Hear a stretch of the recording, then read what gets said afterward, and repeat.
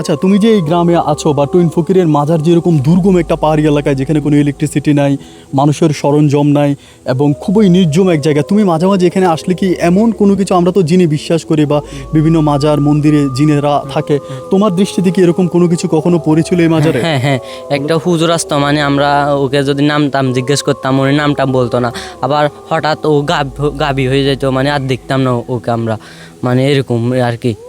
মানে উনি হচ্ছে মানে আসতো এবং তোমরা ওনাকে মাঝে মাঝে দেখতাম, মাঝে মাঝে দেখতাম না? মাঝে মাঝে দেখতাম না, আবার মাঝে মাঝে অনেক বুড়ো চলে আসতো, আবার মাঝে মাঝে এই এখান থেকে গেছি না, আবার আসলে আমরা দেখতাম না ওকে। মানে পিছ দেওয়ার পরে পিছনে দেখা যেত না? সে কি কোনো মানুষ ছিল? যে এটা মানুষ নাকি এটা কি বলতে পারি না, এটা পাকড়ি বেঁধে মানে অন্যরকম একটা মানুষ, অনেক লম্বা মানুষটা, অনেক লম্বা, হ্যাঁ পাগড়ি মাথায় থাকে। হ্যাঁ দেখতে অনেক ইয়ে লাগে।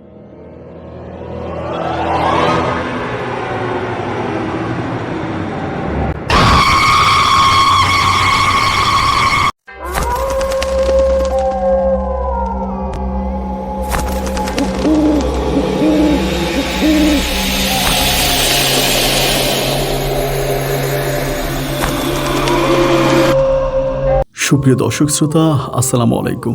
ট্রাভেলিং উইথ আপন চ্যানেলের পক্ষ থেকে নতুন একটা পর্বে আপনাদেরকে আরও একবার স্বাগতম জানাচ্ছি। সাথে আছে আমি আপন। প্রিয় বন্ধুরা, আজ আমি এমন এক জায়গায় যাচ্ছি যেটা বাংলাদেশের একমাত্র জায়গা যেখানে শুয়ে আছেন একজন জিন হুজুর। হ্যাঁ, কথিত আছে এখানকার লোকেরাই বলেছে এই মাজারে যিনি আছে তিনি ছিল জিন হুজুর।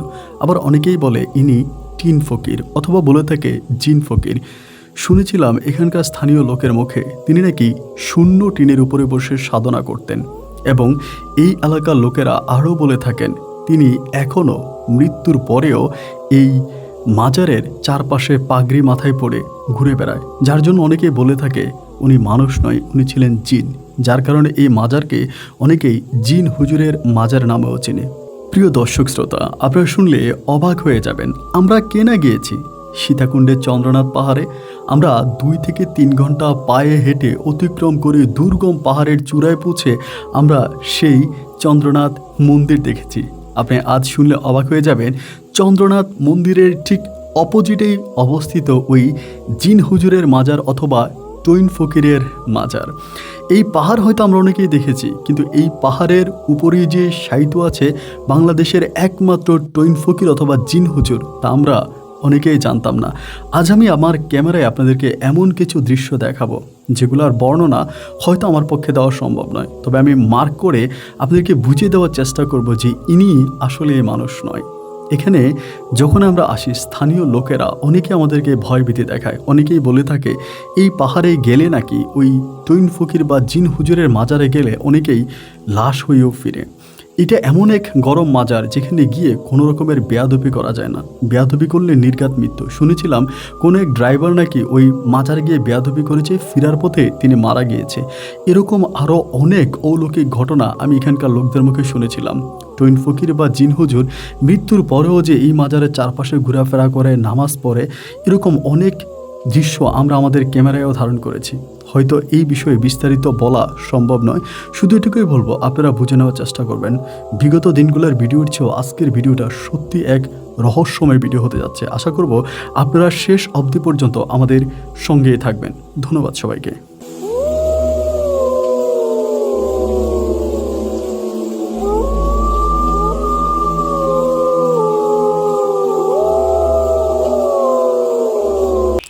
সুপ্রিয় দর্শক শ্রোতা, আপনারা হয়তো আমার ক্যামেরায় দেখতে পাচ্ছেন এই মুহূর্তে এই এক জায়গা যেখানে দাঁড়ালে আপনি চন্দ্রনাথ পাহাড়ের যেই 2টো মন্দির আছে এবং 3টা মন্দির স্পষ্ট এখান থেকে দেখা যাচ্ছে। এবং আমরা এই দুর্গম পাহাড় অতিক্রম করেই আমাদের সেই কাঙ্ক্ষিত স্থান টুইন ফকিরের মাজারে যাব। এবং নিতান্তই আমার সঙ্গে আমার ভাই আছে, ও আমাকে হেল্প করবে এবং আমরা অবধি চেষ্টা করব আজকের এই ভিডিওতে আপনাদেরকে টুইন ফকিরের মাজারের সম্পূর্ণ রকমের ইতিহাসগুলো তুলে ধরার জন্য। যদিও এটা একটা দুর্গম পাহাড়, এই পাহাড় দিয়ে যাতায়াত করাটা খুবই রিস্ক হয়ে যায়। যারা এই টুইন ফকিরের মাজার দর্শন করতে আসবেন তারা অবশ্যই চেষ্টা করবেন যেন সন্ধ্যা অবধির আগে আপনারা এখান থেকে এসে পৌঁছাতে পারেন। কিন্তু চারদিকের পরিবেশ ভীষণ রকমের শান্ত। এই হচ্ছে খেলার মাঠ, স্থানীয়রা হচ্ছে এই মাঠে খেলা করে। এবং একটা জিনিস এখানে খুব ভালো লাগলো, এক ভিন্ন প্রজাতির পাখি আমরা দেখতে পাচ্ছি। খেলার মাঠটা একটু দেখেন, এই মাঠের চারদিকটাতে পাহাড় এবং এই পাহাড়ের পদদেশে পাহাড়ের ঠিক মাঝখানে এখানে একটা খেলার মাঠ করা হয়েছে। সবচেয়ে মজার বিষয় হচ্ছে সেই মাঠের সাথেই রয়েছে আপনার অনেক সুন্দর তুলা গাছ। সেই তুলা গাছের পিকনিকও হয়। আমার এক ছোটো ভাই সঙ্গে আছে, ও আমাকে যেটা জানালো যে এখানে পিকনিকও হয়। বুঝতেই পারছেন একদম দুর্গম পাহাড়,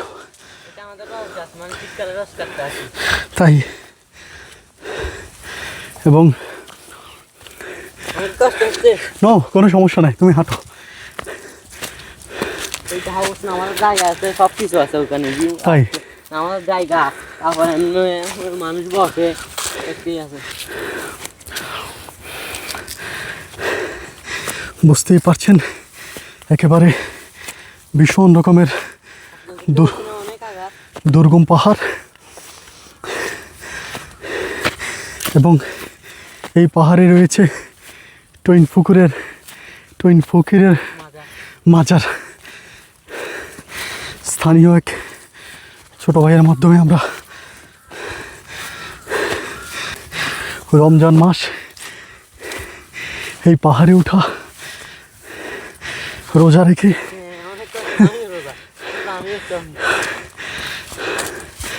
সত্যি অনেক বেশি কষ্টসাধ্য। আর কতটুকু টাইম? আচ্ছা এখানে একটু দাঁড়াই। হ্যাঁ দর্শক বন্ধুরা, আপনারা হয়তো দেখতে পাচ্ছেন আমাদের ফারুক অলরেডি বসে গেছে। আমরা কিছুদিন আগে চন্দ্রনাথ পাহাড়ে গিয়েছিলাম। এখান থেকে আপনি চন্দ্রনাথ পাহাড়কে স্পষ্টভাবে দেখতে পাচ্ছেন। এই হচ্ছে চন্দ্রনাথ পাহাড়ের 3টা মন্দির, একেবারে স্পষ্ট দেখা যাচ্ছে এখান থেকে। এবং এই হচ্ছে সেই দুর্গম পাহাড়। অবাক করার বিষয় হচ্ছে, হ্যাঁ আর একটু পরে, হ্যাঁ আচ্ছা চলো ফারুক ওঠো, দেখা যাক কি আছে ভাগ্যে। আমরা তো অনেকের ক্যামেরায় চন্দ্রনাথ পাহাড়ে ওঠার সৌন্দর্য দেখেছি, চন্দ্রনাথ পাহাড় দেখেছি। অনেক মুসলিম ধর্মের বাইরা বলা বলি করতো এটা হারাম, এটা ঠিক না এই চন্দ্রনাথ পাহাড়ে ওঠা, চন্দ্রনাথ মন্দিরে যাওয়া। কিন্তু আজকে আমরা চন্দ্রনাথ পাহাড় নয়, এক অপূরূপ সৌন্দর্য টুইন ফকিরের মাজার পরিদর্শন করার জন্য আসছি। এবং যতটুকু জানতে পেরেছি, এই টুইন ফকির একজন সাধক ছিলেন, যিনি কিনা মৃত্যুর আগে ওনার মৃত্যুর ডেট বলে গিয়েছিলেন। এবং তার চেয়েও অবাক করার বিষয় হচ্ছে ওনার যেই লাশ ছিল এখানে হচ্ছে, আচ্ছা ওনার যে লাশ ছিল, লাশ পাওয়া যায়নি, লাশ গায়েব হয়ে যায় এমনটাই বলেছেন এখানকার স্থানীয় লোকেরা। এই হচ্ছে সেই জায়গা যেখানে উরুসের সময় এখানে খাওয়া দাওয়া করানো হয় এবং প্রচুর পরিমাণের ভক্তবিন্দুরা আসে। এই হচ্ছে সেই আমাদের চন্দ্রনাথ পাহাড় এবং চন্দ্রনাথ পাহাড়ের ঠিক এই পাশটাতে রয়েছে টুইন ফকিরের মাজার। এই হচ্ছে আমাদের টুইন ফকিরের মাজার। প্রিয় দর্শক বন্ধুরা, এখানে উঠা খুব সহজ কোনো কাজ নয়, আর রোজা থাকা অবস্থায় তো মোটেই না। যাই হোক, আমরা চেষ্টা করবো এখানকার স্থানীয় তার সঙ্গে কথা বলে টুইন ফকিরের মাজার সম্বন্ধে সঠিক ধারণা পাওয়ার জন্য।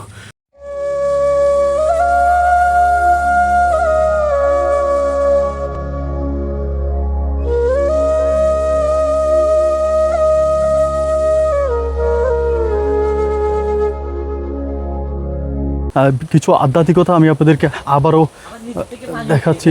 এখান থেকে নিচ থেকে পানি ওঠে। আচ্ছা, এটা হচ্ছে সবচেয়ে অবাক করা বিষয়, এই পাইপ দিয়ে নিচ থেকে পানি ওঠে অটোমেটিক্যালি, হ্যাঁ। কোনো মোটর ছাড়া। না না অবাক করা বিষয় আরেকটা আমি জানতে পারলাম যে এই পাইপ আপনারা দেখতে পাচ্ছেন, এই পাইপের মাধ্যমে হচ্ছে পানি ওঠে, তবে সেটা কোনো মোটর দ্বারা নয়, একদম অলৌকিকভাবে নিচ থেকে পানি হচ্ছে উপরে উঠে। এখানকার যে স্থানীয় ছোট ভাই আছে সে আমাকে জানালো এই হচ্ছে সেই জায়গা, আপনারা হয়তো দেখতে পাচ্ছেন। প্রিয় দর্শক বন্ধুরা, এই হচ্ছে সেই টইন ফকিরের মাজার, এবং আপনারা দেখতে পাচ্ছেন চট্টগ্রামের প্রতিটা মাজারে আমরা এই দৃশ্যটা দেখতে পাই। এটা মানে আমাদের মানে পশু পাখিকে একটা খাবার দেয়, এটাকে মেহমান বলে। ও আচ্ছা আচ্ছা, এটা না? হ্যাঁ, এটা ওই দিক দিয়ে একটা দুইটা আছে। আচ্ছা আচ্ছা, এটা তো হচ্ছে পশু পাখিদের খাবার দেওয়া হয়। এটা পশু পাখিদের মেহমান, এটা যে ও বললো যে এখানে পাওয়া দেওয়া যাবে না, এখানে পশু পাখিদের খাবার দেওয়া হয়। পশু পাখি বলতে আধ্যাত্মিক টাইপের যারা থাকে, জিন টাইপের যারা আসে বিভিন্ন সুর ধরে, এরাই হচ্ছে এখানকার। এই হচ্ছে সেই টইন ফকিরের মাজার। আমি জুতাবিহীন প্রবেশ করছি এই মাজারে। আসসালামু আলাইকুম ইয়া হালাল কবর। প্রিয় দর্শক শ্রোতা, আপনারা হয়তো দেখতে পাচ্ছেন এই হচ্ছে সেই টইন ফকিরের মাজার, এবং খুব আধ্যাত্মিক এক মাজার, যেখানে আসার পরে সত্যি আমার হৃদয় অনেক স্তব্ধ হয়ে গেল। ওনার ব্যবহৃত পাগড়িও এখানে রয়েছে,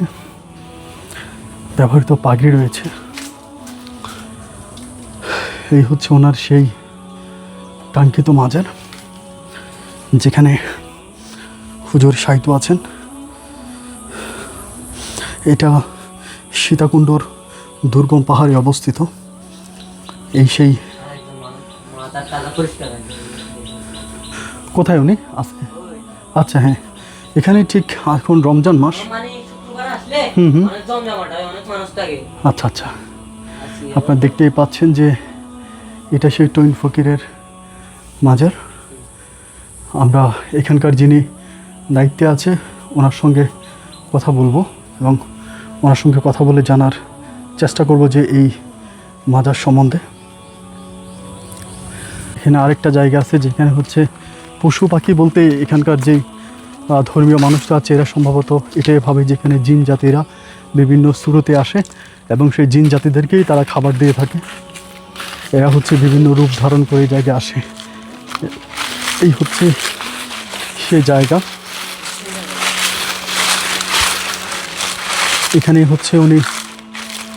হচ্ছে পশু পাখিদেরকে খাবার দেওয়া হয়, এবং পশু পাখির এখান থেকে খাবার খেয়ে যায়, যাদেরকে আসলে আমরা আমাদের দৃষ্টিতে পশু পাখি দেখে থাকলেও কিন্তু মূলত তারাই হচ্ছে মুসলিম জিন বা বিভিন্ন ধরনের প্রাণী রূপে এই দুর্গম পাহাড়ের এখানে আসে খাবার খাওয়ার জন্য। আসসালামু আলাইকুম, ভালো আছেন আপনি? ওয়ালাইকুম আসসালাম। আচ্ছা, আমরা জানলাম যে এটা টইন ফকিরের মাজার বলে পরিচিত, এবং অনেকে এটাকে টইন ফকিরের মাজার বলে। কেন এই মাজারটাকে টইন ফকিরের মাজার বলে আপনি কি বলতে পারেন? হ্যাঁ পারে। কেন? উনি টিনের বাজনা করতেন, টিন দিয়ে বাজনা করতেন এখানে বসে বসে, মানে গজল গাইতেন আর কি। টিন দিয়ে গজল গাইতেন। আচ্ছা, এছাড়া ওনার কোনো আপনি কেরামতি সম্বন্ধে কোনো কিছু বলতে পারেন? কেরামতি বলতে উনি গায়েব, জিন্দা গায়েব।